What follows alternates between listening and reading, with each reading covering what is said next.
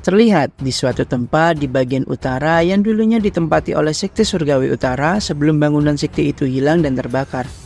Lalu saat ini tempat itu telah diisi oleh pasukan cabang utara aliansi pusat surgawi. Itu adalah titik awal yang dimana serangan malam sunyi selama 3 tahun terakhir ini dimulai. Lalu saat ini tempat itu telah menjadi markas pusat terdepan bagi sekte malam sunyi. Terlihatlah seseorang yang menjadi otak strategi dari malam sunyi di tempat itu saat ini. Sang penasehat militer dari sekte malam sunyi yaitu Sarjana Roh Iblis Gak Yung E. Dia merasa heran karena koneksinya dengan penguasa jiwa iblis dan sekuat iblis api telah terputus. Padahal dia cukup yakin jika Nam Seon Myung sang iblis badai bayangan merupakan seseorang yang hampir tak akan pernah terkalahkan. Di dunia ini hanya ada kurang dari 10 orang saja yang lebih kuat darinya. Dan mungkin hanya 4 orang saja yang benar-benar mampu mengalahkannya. Dia menyayangkan sebutan bencana hidup yang dimiliki sang iblis badai jika dia bisa dikalahkan seperti itu sebelum menyelesaikan bagiannya. Karena kehebatannya itu pun sang iblis badai dikirim ke provinsi Sichuan untuk memberikan kerusakan besar bagi Murim Sichuan. 3 pilar yang menjadi pusat kekuatan dan menopang Murim Sichuan seperti sekte Azure City, sekte Ime dan keluarga Tang memanglah kuat. Namun mustahil bagi mereka untuk mengalahkan sang iblis badai bayangan. Sang sarjana roh iblis pun terus berpikir dan berkata dalam hatinya, lalu siapakah yang berhasil mengalahkannya? Apakah ada faktor yang tidak bisa dia perhitungkan sebelumnya? Apakah keluarga Moyong sudah mulai bergerak saat ini? Pertanyaan itu terus berputar-putar dalam otaknya. Lalu tiba-tiba dia terkejut dan berpikir ada salah satu hal penting yang mungkin dia lewatkan. Dia mengingat Jin Kuan Ho, sang ketua sekte surgawi utara sebelumnya. Sang pedang utara adalah anak dari Jin Kuan Ho dan sudah mendapatkan semua esensi ajaran dari sekte surgawi utara seluruhnya. Jin Muon pun sudah menghilang selama 3 tahun terakhir ini. Apakah mungkin jika dia adalah penyebab gugurnya sang iblis badai? Namun jika memang benar seperti itu, maka dengan kekuatan sekte surgawi utara hal itu pun tak akan sulit untuk dilakukan. Namun sarjana roh iblis pun percaya, mungkin jika pasukannya masihlah bertahan di suatu tempat dan menunggu keadaan menjadi lebih baik. Bahkan saat ini sekte malam sunyi cukup merugi karena sudah kehilangan tetuayan sang iblis suara kehampaan. Maka dari itu saat ini setiap orang di sekte malam sunyi sangatlah berharga. Karena tumbangnya tetuayan, maka tugasnya di garis depan akan digantikan oleh sang tombak sayap hitam dan sang kapak penghancur surga. Dan sang iblis malam putih pun juga sudah ditugaskan untuk menghancurkan kekuatan internal di daratan pusat. Dan sang pemimpin malam sunyi juga masih belum memberikan instruksi lebih lanjut. Maka dari itu dia pun harus menunggu lebih lama. Lalu sang sarjana roh iblis pun mengatakan meski dia sudah berhasil berpindah ke tubuh yang baru, namun dia masih butuh penyesuaian dan waktu yang lebih lama untuk mengembalikan kekuatan aslinya. Keadaan semakin sulit karena pasukan sekte malam sunyi sedang terdesak dan dia tak mampu membantu di pertempuran. Maka dari itu, dia pun bermeditasi untuk mempercepat pulihnya seni bela diri yang dia miliki. Lalu dia juga akan beradaptasi dengan tubuh barunya, sehingga dia bisa cepat ikut terlibat di perang panjang ini. Dan karena pasukan aliansi pusat surgawi berhasil mengalahkan sang iblis suara kehampaan, pasti mereka akan segera mempersiapkan diri dan mendapatkan momentum yang sangat tepat untuk menyerang. Maka dari itu, sarjana roh iblis harus segera mencari tahu informasi tentang kekuatan tak dikenal yang ada di provinsi Sichuan segera mungkin. Dengan menggabungkan lusinan kemungkinan dan situasi di sekitar serta situasi politik, kemudian menyimpulkan secara garis besarnya. Di kota aliansi pusat surgawi nampak Menteri Badan Intelijen Guan Daisung pun terlihat resah. Dengan rambut dan kumis putihnya, dia memikirkan tentang kondisi terkini yang sedang dialami oleh aliansi pusat. Daratan tengah sudah mulai diterobos, dan itu karena ulah dari iblis badai malam sunyi yang menyerang provinsi Sichuan. Ketua dari sekte Eme dan ketua dari sekte Kota Biru telah terbunuh secara mengenaskan. Itu adalah hal yang tak pernah terjadi sebelumnya. Namun para wakil sekte Eme dan Kota Biru bekerja sama dengan keluarga Tang dan dapat mengalahkan sang iblis badai. Ada yang aneh dengan situasi yang telah terjadi saat ini. Menteri Guan Daisung pun berpikir dalam hatinya. Bahkan dia pun baru mengingat jika dia telah kehilangan 3 anggota 9 langit. Marahlah dia dengan Dam Soseon dan para pengikutnya karena telah berani memporak-porandakan rencana yang sudah dia atur dengan sangat matang. Menteri Guan kesal sekali dengan Hierung yang tak dapat mengendalikan Dam Soseon. dan dia malah memilih untuk meneruskan ambisinya yang dulu sempat dipendamnya. Meski dia tak sehebat kakeknya si Menhua, namun Menteri Guan menyadari jika Hye-ryung adalah seseorang yang spesial di keluarga si Menhua. Andaikan Menteri Guan diberi wewenang lebih, dia akan mengeksekusi mereka semua. Namun sang pemimpinnya memberikan perintah untuk memanfaatkan mereka saja, dan dia tak diperbolehkan untuk membunuh mereka. Maka dari itu Menteri Guan tak dapat berbuat apa-apa dengan kekacauan yang telah diperbuat oleh pembuat onar itu. Dia pun kebingungan karena bahkan kepercayaan publik sudah hilang untuk aliansi pusat surgawi, dan hampir mustahil untuk mendapatkan kepercayaan lagi dari masyarakat. 3 tahun yang lalu, demi menangkap sang pedang utara, jaring jebakan langit dan bumi pun ditebarkan, lalu ditambah perang yang berkepanjangan. Muncullah orang-orang yang diam-diam tak setuju dengan tindakan aliansi pusat surgawi. Mereka bergerak secara terorganisir dengan mengedarkan daftar tanda tangan untuk membuat suatu perjanjian. Menteri Guan Daisung pun sangat kesal dengan orang-orang yang dianggapnya sebagai hama yang berusaha bersekongkol melawannya saat ini. Dia bahkan ingin mengirim semua orang yang melawannya ke sekte malam sunyi supaya mereka dibantai habis oleh musuh. Ditambah lagi kekesalannya karena para malam sunyi bertindak di luar kendalinya dan tak mau mati dengan tenang saja. Malah mereka saat ini melawan dengan sangat keras kepala. Dia bertekad akan mengakhiri perang ini secepatnya dan mendapatkan kembali kepercayaan publik sesegera mungkin, karena jika tidak masternya akan sangat murka. Saat Menteri Guan Daisung melapor pada sang masternya Moyong Yunseol, dia merasakan tekanan dari kata-kata yang dikeluarkan oleh masternya itu. Karena perang berlangsung sangat lama serta kehadiran Dam Seseon yang memiliki kekuatan di luar prediksi mereka. Lalu dia memerintahkan Guan Daisung untuk mengirimkan Hyun Junso maju ke medan perang dengan tugas yang berbeda. Saat Moyong Yunseol berkata pada Menteri Guan apakah dia perlu turun tangan, wajah Menteri Guan benar-benar menjadi tak karuan karena ketakutan. Dia pun terlempar ke pilar karena energi yang dikeluarkan oleh Moyong Yunseol. Sesegeralah dia berdiri kembali dan bersujud dan meminta maaf atas ketidakbecusannya itu. Lalu Moyong pun menanyakan kabar dari Unkyung yang menjadi penerus sang iblis kekacauan.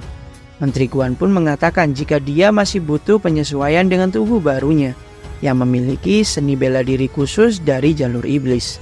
Setelah Unkyung menyelesaikan penyesuaian diri, maka Menteri Guan akan sesegera mungkin mengirim Unkyung dengan misi yang khusus.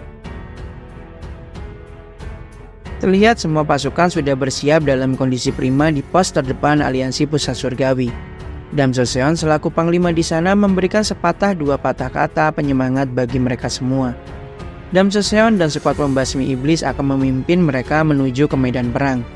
Dia berkata akan mengakhiri perang ini secepat mungkin. Bersoraklah seluruh pasukan merasakan dorongan semangat yang luar biasa dari pidato Dam Seseon. Hye-ryung merasakan jika moral dari para prajurit meningkat drastis serta tenaga mereka sudah terisi penuh kembali. Dan hal ini adalah awal dari kebangkitan kelompok naga birunya yang sempat tertidur. Dia merasa Dam Seseon sangat beruntung. Meski dia melakukan kesalahan fatal, hukumannya akan ditunda saat ini. Karena aliansi pusat surgawi juga ingin peperangan ini segera selesai. Maka dari itu, adanya Dam Seseon akan membuat keinginan mereka semakin cepat terjadi. Hye-ryung akan segera mengumpulkan kekuatan yang diperlukan untuk melawan para sembilan langit nantinya. Dia yakin, jika itu adalah Dam Seseon, pasti rencananya akan berhasil. Karena menurut Hye-ryung hanyalah Dam saja yang dapat meruntuhkan pemerintahan yang lama dan membangun murim yang baru. Dia akan segera menyiapkan panggung untuk Dam Seseon. Hye-ryung merasa pasti Menteri Guan saat ini benar-benar sangat murka terhadapnya. Lalu muncul salah seorang menyampaikan pesan padanya, sampai membuat wajah Hye-ryung benar-benar sangat terkejut. Tibalah mereka bertiga di dalam tenda menemui sang kaisar roh iblis Hyun-soo, salah satu anggota sembilan langit di sana. Awalnya Hye-ryung sangat terkejut karena aliansi pusat surgawi merespon dengan sangat cepat dan segera mengirimkan salah satu sembilan langit ke sana. Namun Hyun-soo berkata jika kedatangannya di sana memiliki misi khusus dan dia tak akan menjadi panglima di sana. Jika dia memang ditugaskan untuk menjadi panglima, tentunya dia akan segera memenggal kepala Dam Seseon dan para pengikutnya, ungkap Hyun-soo pada Hye-ryung. Lalu dia menambahkan jika mereka semua fokus saja kepada penyelesaian yang akan mereka lakukan. Hyun-soo bersama Seol-gung dari Kuil Shaolin dan Nam Soreon dari Sekte Gunung Wu akan menyusup ke Sekte Malam Sunyi dan membakar mereka semua dari belakang. Hye-ryung pun berusaha membaca situasi yang sedang terjadi saat ini. Aliansi Pusat Surgawi telah mengirimkan Yunsu untuk menyerang musuh dari dalam, selagi Dam Joseon memimpin para pasukan bertempur habis-habisan di garis depan dan Aliansi Pusat Surgawi saat ini tak akan menghukumnya. Dan kedua orang yang telah dikirimkan bersama Yunsu juga bukanlah orang sembarangan, karena mereka juga adalah anggota dari 7 langit bawah yang sudah diakui kehebatannya. Dam awalnya meragukan Yunsu karena mereka hanyalah bertiga. Apakah benar-benar akan menyerang malam sunyi dari dalam? Yunsu sedikit kesal dengan Dam yang menanyakan hal yang sudah disampaikan olehnya. Dan dia menegaskan kembali jika kedatangannya untuk membantu Dam mengakhiri perang yang tak mampu mereka selesaikan selama 3 tahun terakhir ini. Dam diperintahkan untuk mengurus 4 raja iblis yang ada di garis depan dan dia akan membakar habis markas mereka dari dalam. Dan dia berkata semoga pemimpin malam sunyi juga berada di sana, supaya misi penyergapan ini berhasil dengan sukses. Dam pun mengerti, dan dia turut mendoakan misi Yunsu semoga berjalan dengan lancar. Yunsu sedikit kesal dengan bocah arogan yang ada di depannya ini. Karena jika bukan karena pengaruh ayah Dam, maka Yunsu pasti akan memenggal kepala Dam saat ini juga, ungkapnya pada Dam. Yerung menyadari kedatangan Yunsu sebenarnya juga untuk mengamankan sisi 9 langit di sini, supaya kekuatan yang ada di medan perang tak hanya condong ke sisi Dam Joseon saja, melainkan juga terbagi ke arah para 9 langit yang sudah turut andil dalam peperangan ini. Lalu untuk kelancaran peperangan ini, maka kalian akan mendapatkan bantuan khusus dari kelompok yang dikirimkan oleh Aliansi Pusat Surgawi. Muncullah sang elit dari keluarga yang tak tertandingi, yaitu Nona Moyong Yun, putri dari salah satu 9 langit yaitu Moyong Yul Seon. Dia pun menunjukkan diri dengan ditemani 36 prajurit khusus di belakangnya. Sim Won Le pun sangat terkejut karena orang-orang yang tak pernah menampakkan diri saat ini secara langsung muncul di depannya.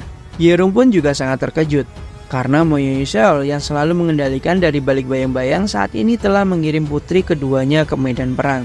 Jadi, yang akan menyeimbangkan keseimbangan kekuatan yang condong ke arah Dam Joseon bukanlah Yunsu, melainkan anak kedua dari Moyong Yusel yaitu Moyong Hyun. Berjumpalah kedua sosok yang saling menyapa itu saat ini.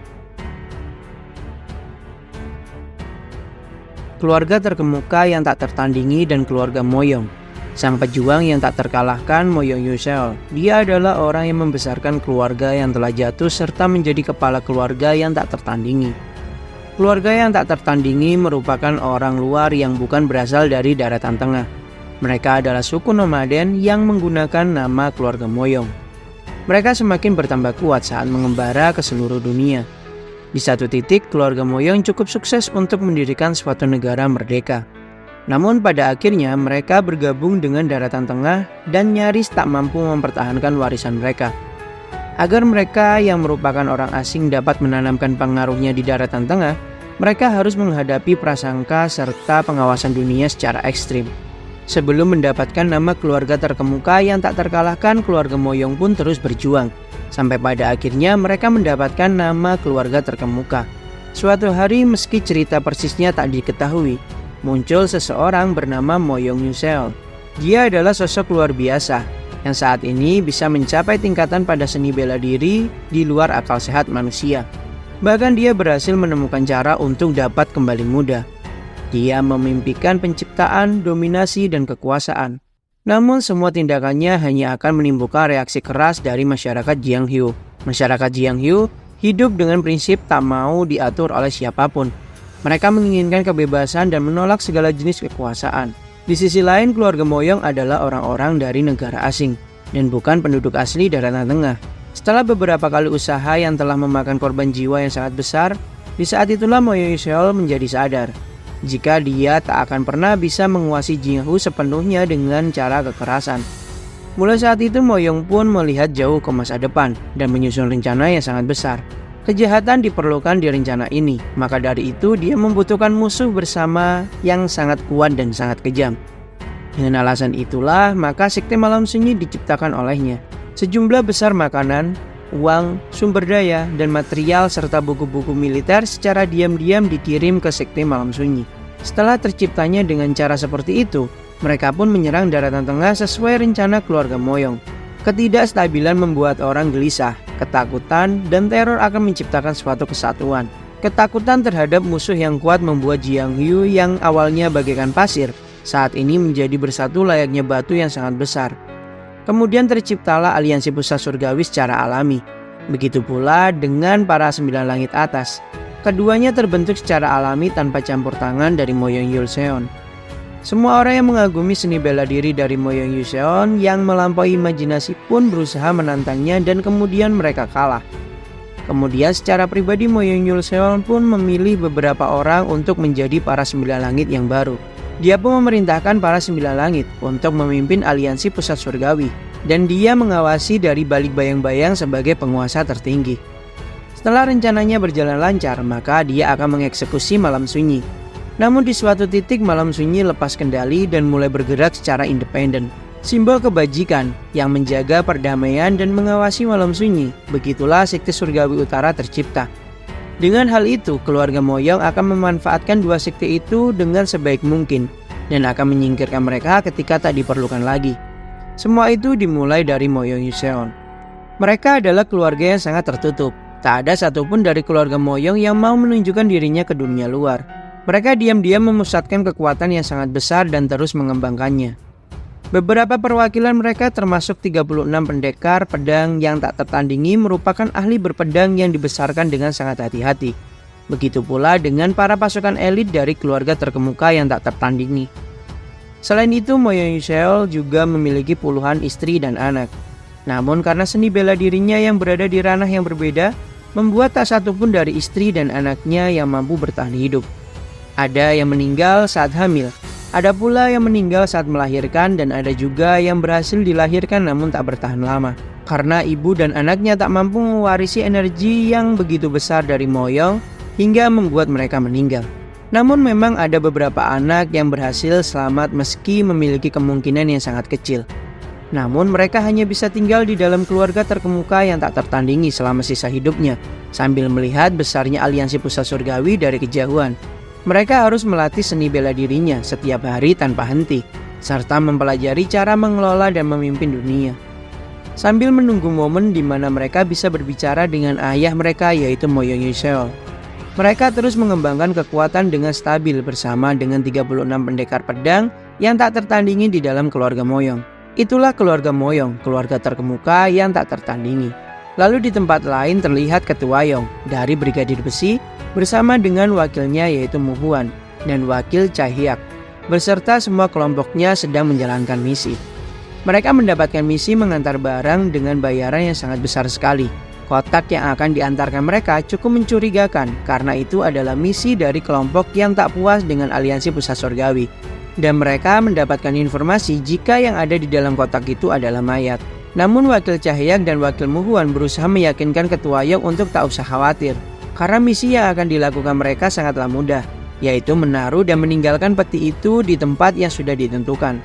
Dan bayaran dari misi ini juga sangat besar, bahkan bisa untuk menghidupi mereka beberapa tahun ke depan. Lalu berangkatlah mereka menjalankan misi rahasia tersebut. Di pos terdepan aliansi pusat terlihat Namso sedang berlatih pedang di aula latihan. Dia disapa oleh Biksu Seolgung yang melihat Namso sedang berlatih. Terlihat Namso yang sangat gugup setelah melihat Biksu Seol yang menyapanya. Dia beralasan tak bisa tidur dan harus membuat tubuhnya menjadi letih hingga mengantuk. Lalu berbincanglah mereka berdua dan membahas tentang dikirimnya Biksu Seol ke medan perang oleh salah satu anggota 9 langit yaitu Biksu Bulyong.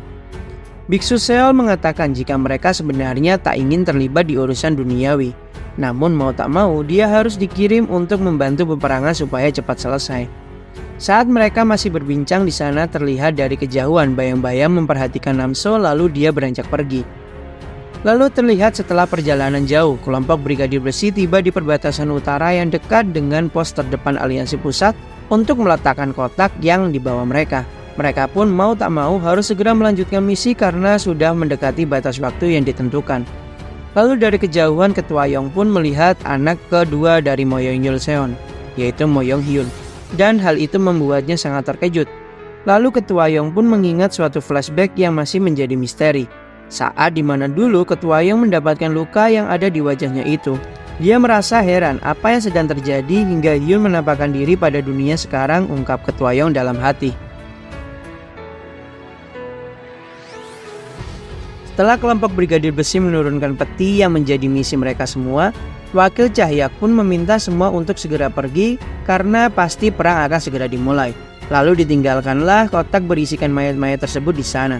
Ketua Yong pun memiliki perasaan buruk tentang kotak yang menjadi misi mereka. Lalu dengan uang yang sudah mereka terima, Ketua Yong berniat untuk menyembunyikan diri sejenak agar tak menarik perhatian.